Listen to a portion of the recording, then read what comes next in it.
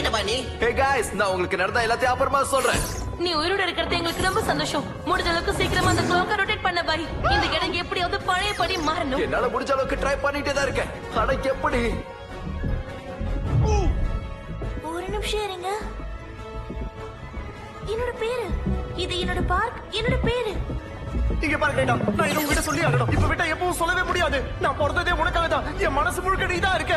நான் எரிஞ்சே போனாலும் உன் நினைவுகள் மட்டும் எப்போதும் மறையாது.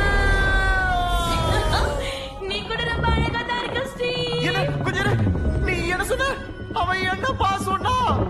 அம்மா இதுல கரெக்டா வரைஞ்சிருக்கிறத பார்த்தா இதை எப்படி ஃபிக்ஸ் பண்றதுன்னு எனக்கு அவங்க வழி காமிச்சிருக்காங்க. இந்த விஷயம் இப்பதான் எனக்கு புரியுது. என்னோட பேர் இதுல வரையணும். இங்க பாரு, என் பேர் இதுல எழுதிருக்காங்க பாரு. புரிஞ்சிருச்சு. எல்லாரும் வாங்க. இது வேலை செய்யுது, வேலை செய்யுது.